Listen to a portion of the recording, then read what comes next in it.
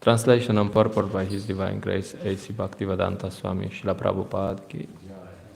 After worshipping the Supreme Lord with gladdened senses and a pure heart for his intended activities as an incarnation, Brahma spoke as follows to Kardama and Devahuti. Purport. As explained in the Bhagavad Gita, 4th chapter, anyone who understands the transcendental activities, the appearance and the disappearance of the Supreme Personality of Godhead is to be considered liberated. Brahma, therefore, is a liberated soul. Although he is in charge of this material world, he is not exactly like the common living entities. Since he is liberated from the majority of the follies of the common living entities, he was in knowledge of the appearance of the Supreme Personality of Godhead, and he therefore worshipped the Lord's activities, and with a glad heart he also praised Kardama Muni, because the Supreme Personality of Godhead as Kapila had appeared as his son. One who can become the father of the Supreme Personality of Godhead is certainly a great devotee.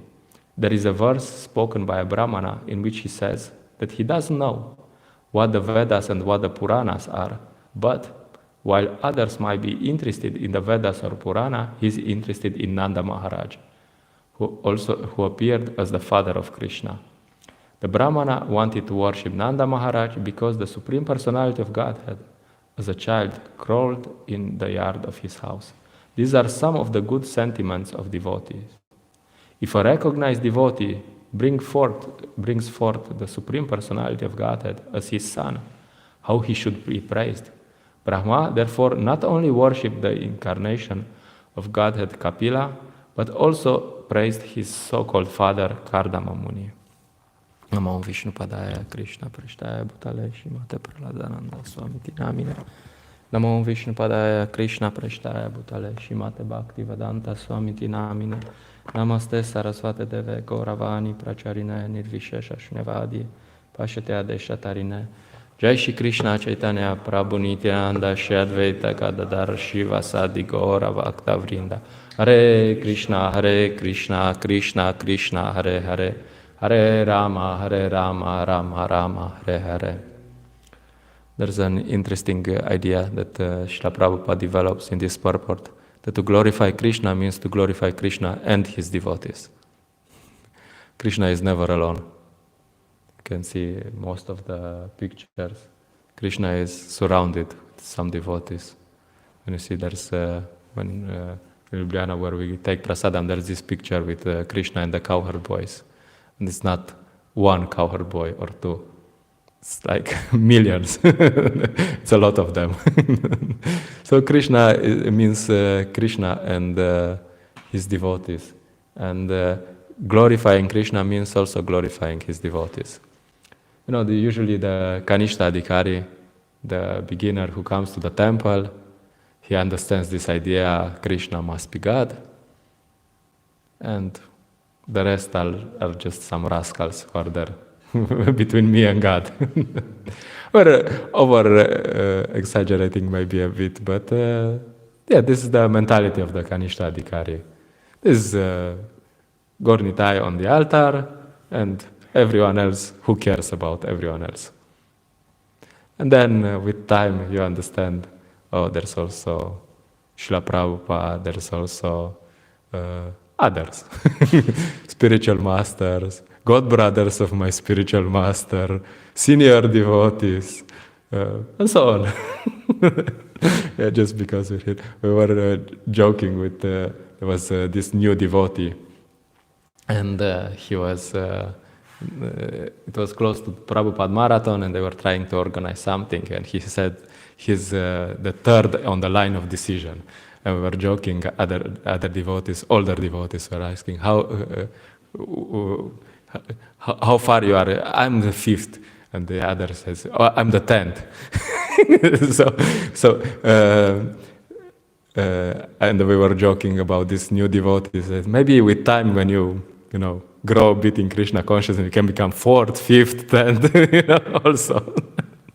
So this is the mentality of devotees. Usually beginner devotees, they think they are the best, and with time they say, oh, maybe this one is also better than me.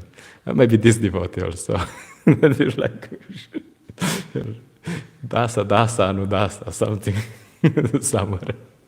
You have some position somewhere there. You're not so important. It's not just you and Krishna. It is a joke, but it's true joke. So there's in this connection, there's we know this lila about how dear are the devotees to Krishna. There's this lila with Ambarish Maharaj and Durvasa Muni. I told it last time. We all know the lila, and so Durvasa Muni comes back and he's angry on Ambarish Maharaj, and Sudarshan Chakra starts following him. First kills this demon that Durvasa Muni creates, and then is following Durvasa Muni. And so Durvasa Muni goes to Lord Brahma, and Lord Brahma says, and he asks him for help, and Lord Brahma says, sorry, can't help you, good luck. And then he goes to Kailash and meets Lord Shiva, and he says, can you help me? His Darshan Chakra, very hot. And Lord Shiva says, sorry, can't help you. And then the most interesting part, he gets to Vaikuntha. Like Durvasa Muni is so elevated that he can get to Vaikuntha somehow. And he meets Lord Narayan, and he understands, okay, this is the Supreme Lord. He can do anything. So he says something. I'll just read this part. He said, Durvasa Muni, the great mystic, scorched by the heat of the Sudarshan Chakra, fell at the lotus feet of Narayan. His body trembling, he spoke as follows. O infallible, unlimited Lord, protector of the entire universe, you are the only desirable objective for all devotees. I'm a great offender, my Lord. Please give me protection. So you go to the Supreme Lord, you ask for help, and he's the Supreme, no? So he should be able to do something. That's what Durvasa Muni is thinking. And what does Lord Narayan say? He is vlastništvo svojih bhakta, the property of his devotees, something like that. Something like that. Yeah, Lord Narayan, who is the Supreme Lord, he says, sorry, I can't help you. What? The Supreme Lord can't do anything about it. What's this? Sounds very strange for normal people. But he says, I'm completely under the control of my devotee. Indeed, I am not at all independent. Because my devotees are completely devoid of material desire, I sit only within the core of their hearts. What to speak of my devotee? Even those who are devotees of my devotee are very dear to me. So, Lord Narayan says, sorry, I can't help you. I'm dependent on my devotees. And of course, he says, he gives the solution to Durvasa Muni, just go and apologize to Ambarish Maharaj, and Ambarish Maharaj being a Vaishnava, he's like, oh, no, sorry, I offended you.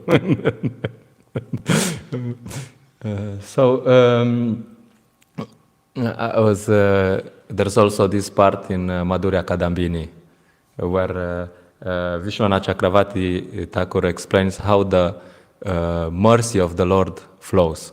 Because he says, okay, this is the causeless mercy. And then he explains that the causeless mercy comes through the devotee. Usually comes through the Madhyama Bhakta. I just read the last...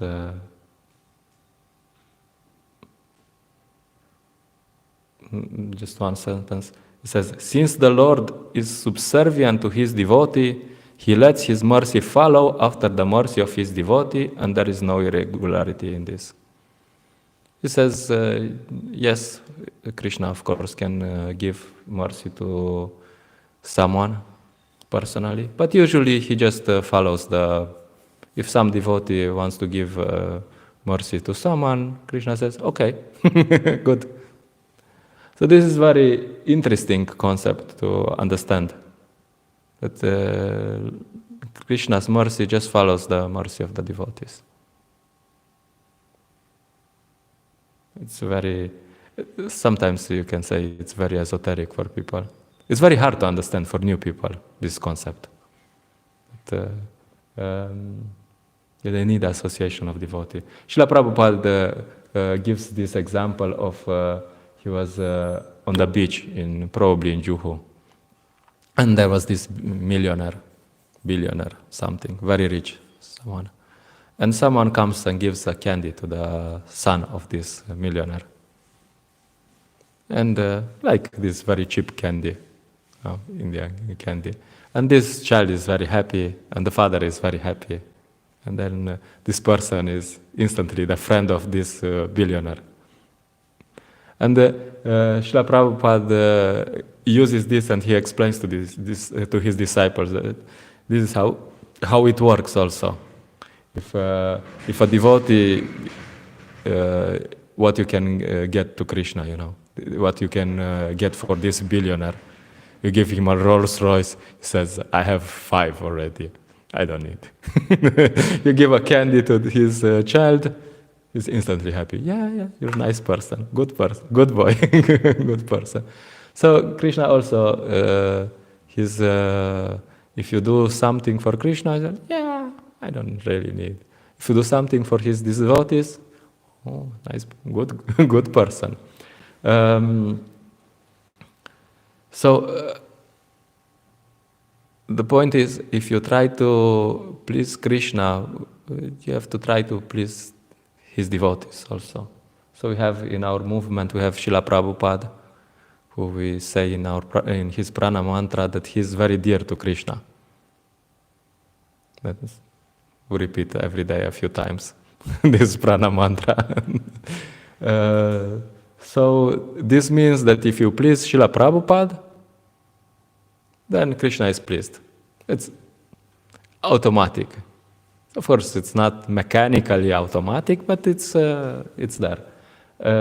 So then you have to understand, you have to just please Srila Prabhupada. And of course, we have to, as I already said before, Srila Prabhupada is not Srila Prabhupada. Srila Prabhupada is Srila Prabhupada and his disciples and his representatives, and the whole. You cannot just please Srila Prabhupada, and I think Srila Prabhupada also gave this example that you have someone and he has a dog, and you go to his house and you're like friendly to him, and you kick his dog or his child. You will look a bit like, oh, thank you. Thank you for coming. Please don't come next time. So that's the whole point. We have to understand that everyone who is a representative of Srila Prabhupada can be a channel for the mercy of Krishna, or he can block the channel of the mercy for from Krishna. So in this, there's this, we always have in ISKCON these seminars from Shraddha to Prema.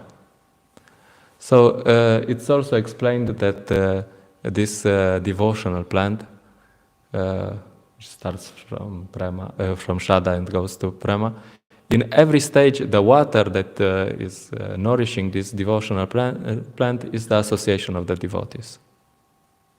And you cannot even get Shraddha without association of devotees. There's Srila Vishwanath Chakravarti Thakur has one chapter which says, Bhakti comes from Bhakti. It's very esoteric. It sounds like this very simple philosophy. Bhakti comes from Bhakti. Okay. What is it? But it's very consequential. That you understand that Bhakti cannot come from any other source than Bhakti.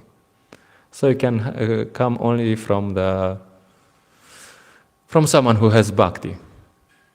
And it's also explained that if someone has natural Bhakti, like his natural, this just means that he got Bhakti from someone who has Bhakti in his past life. Now he's just... So there's no other source for bhakti than the association of devotees. And you can see this, then all the devotees who try to practice by themselves without the association of devotees, it's very difficult for them. I was I was preaching in one city in Romania, and then this boy came and he understood he has to chant Hare Krishna. I wasn't too indirect, so he understood that much. He has to chant Hare Krishna. So he went home and he started chanting 8 rounds every day. And then and then I told him, yes, you can. It's good you chant Hare Krishna, but you can also come for some programs sometimes. How long do you think he chanted Hare Krishna? He didn't come for the programs. So how long do you think he lasted? A week. Something, 1 week, 2 weeks, something like that.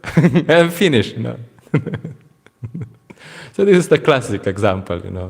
You want to practice spiritual life, devotional service without the association of devotees. You're like, depends. If you're stronger, if you're more serious, then it can take 1 month or something. But it's more or less automatic. So we have to understand that our spiritual life more or less depends on the association of devotees. Without the association of devotees, will be. When I met my spiritual master, I was like preaching alone in some city. I had, I was young and had many interesting ideas, and he told me, "You need some association."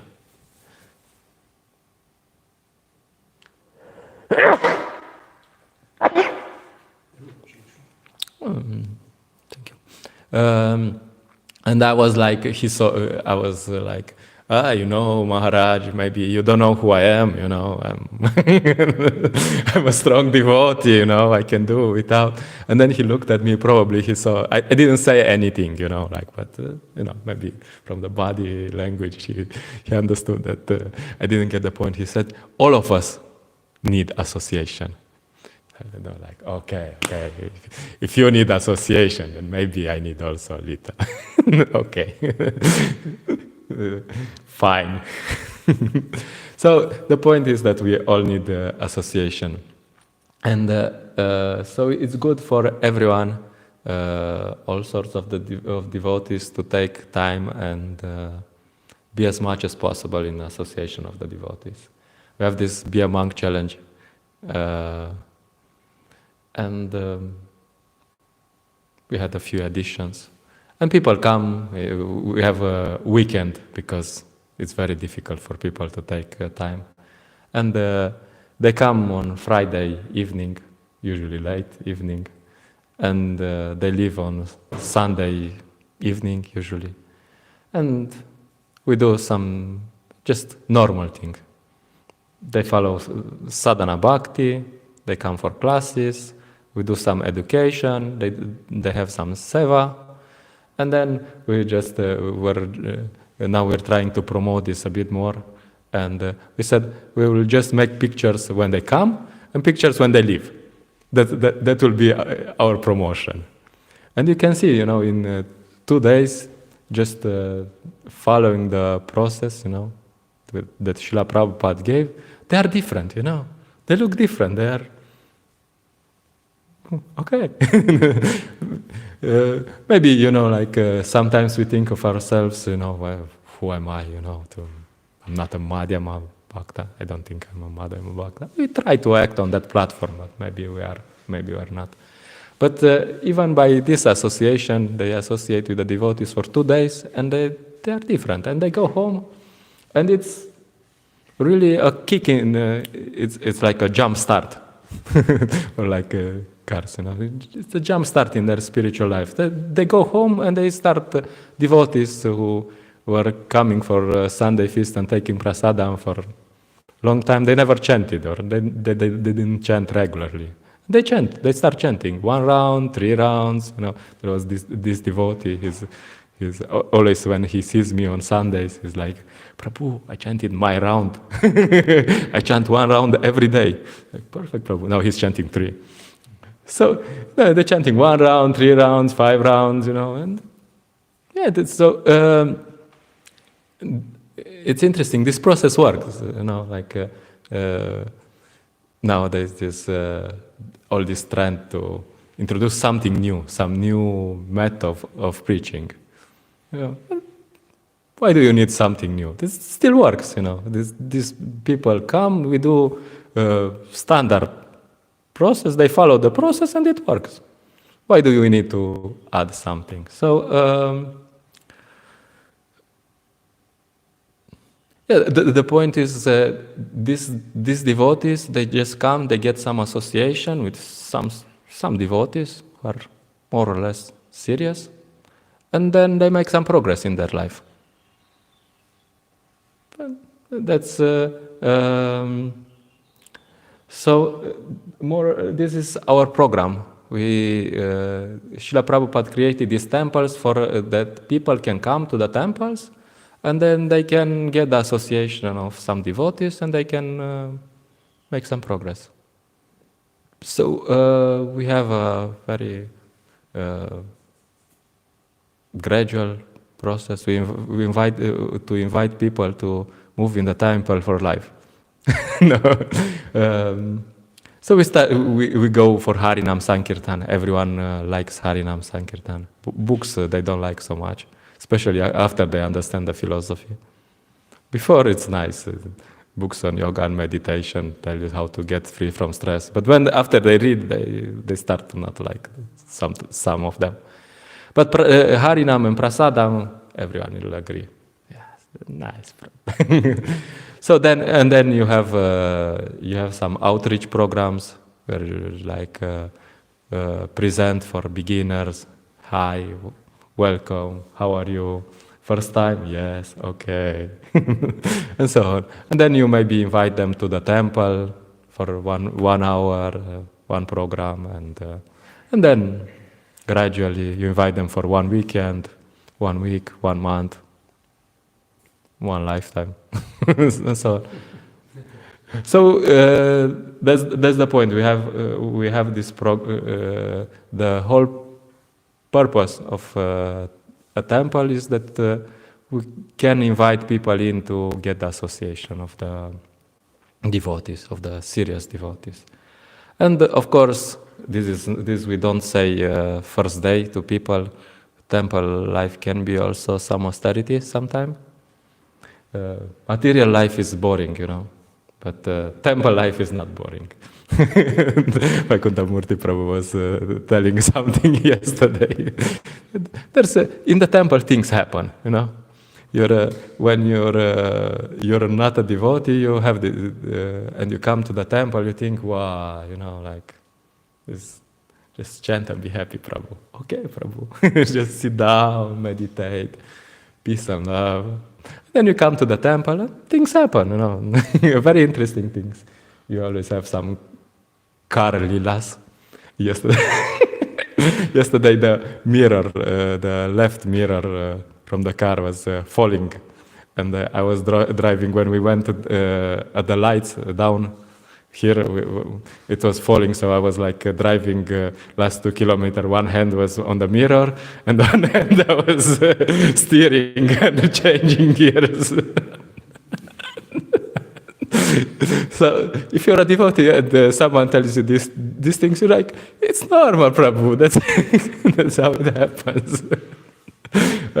One day it was during marathon. I was going to Sankirtan to some city, Novo Mesto. It's between, and this is my best spot in a marathon. People are so nice there, They give good donations. It's nice, So in the morning, I finally managed to find a car to get to Novo Mesto. But they forgot. First, I didn't find the key, and then they didn't tell.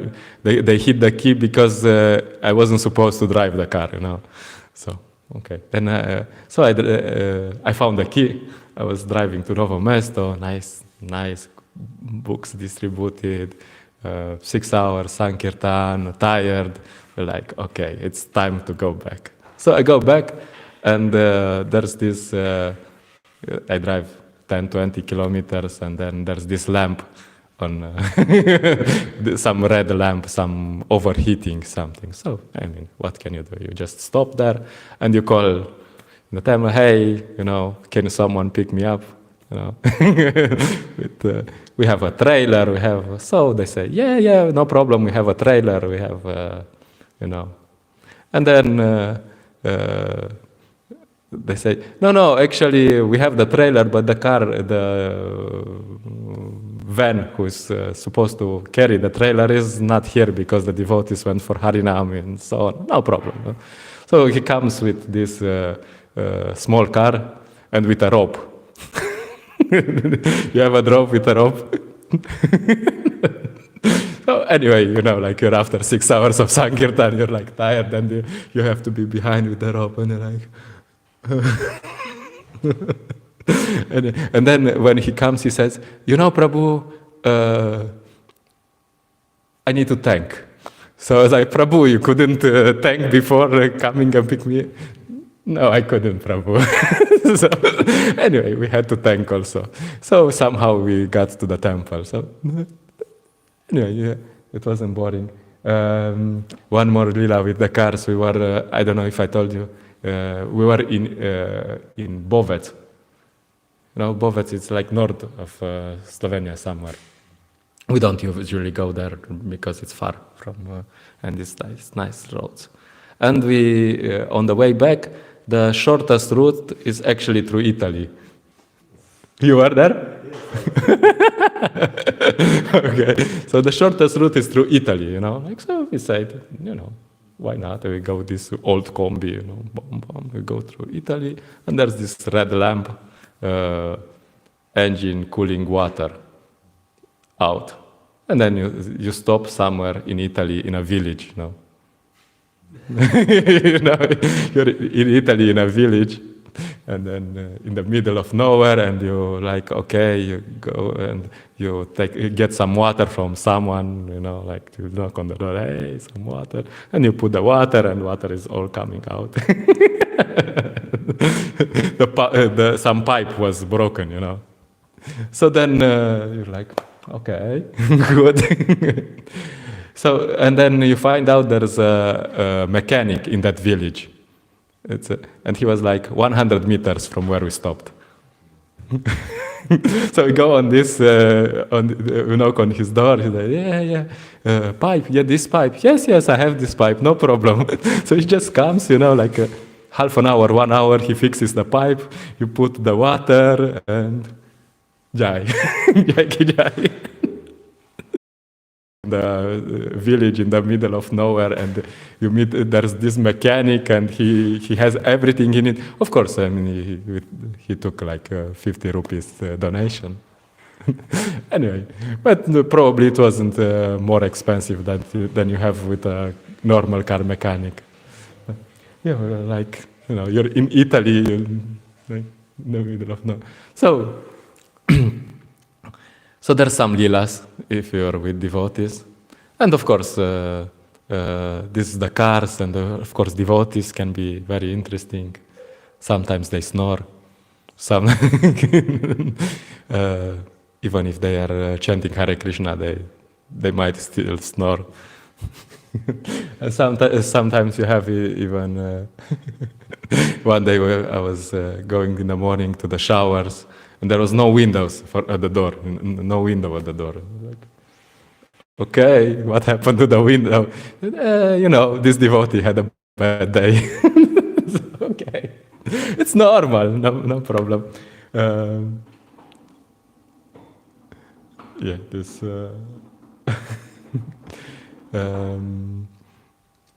okay, I'll say it anyway. It happened also. I was in one temple where the brahmachari in the brahmachari ashram, and the former temple president and with the other former temple president were coming with the police to kick us out of the temple, and with this guy to break the door and so on, and we were watching on on camera. We were like there inside, like, will they break in or not? So eventually they didn't. But anyway, the point is that life in in the association of the devotees is not boring. So this is the.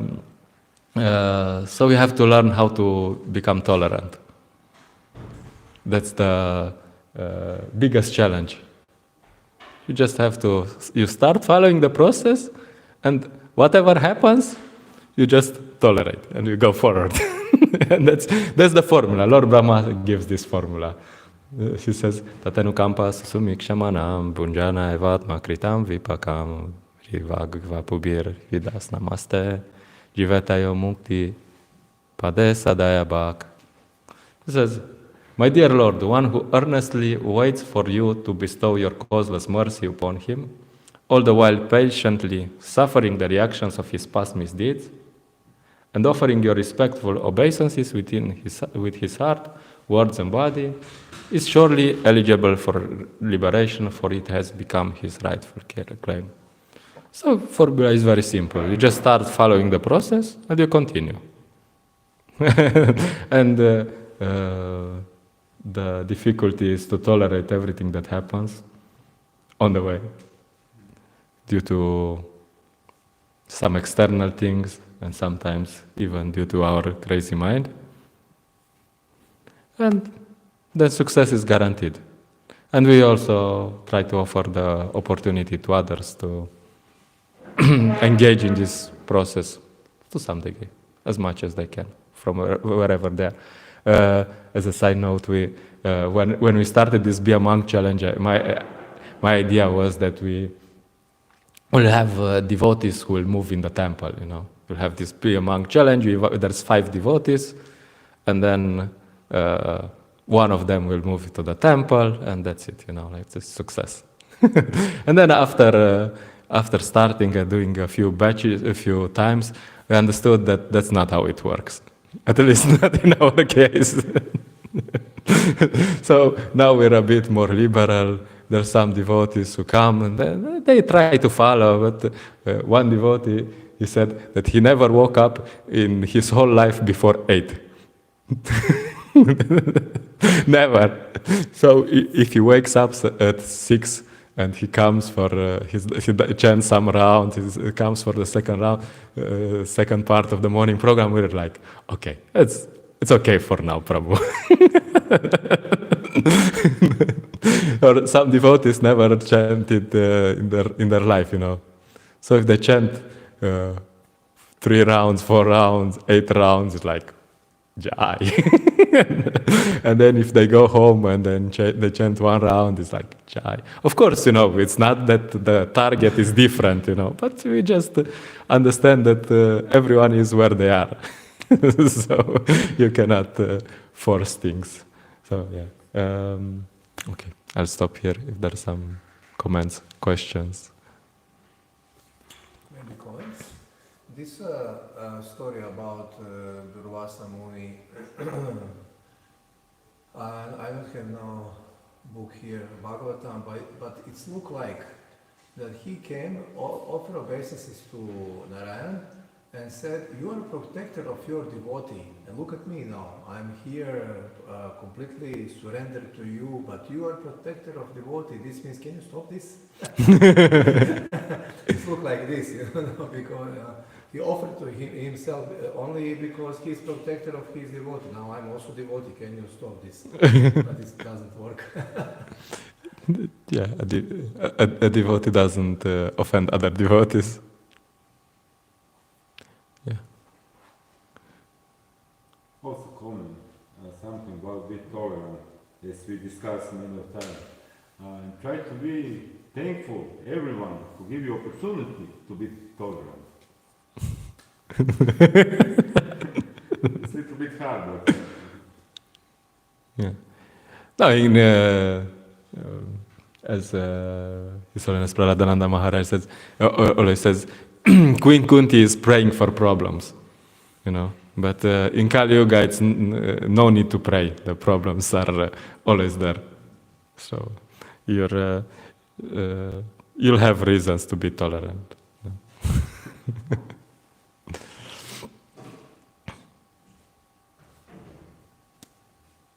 Okay. Grantaraj Srimad Bhagavatam ki jai, Srila Prabhupada ki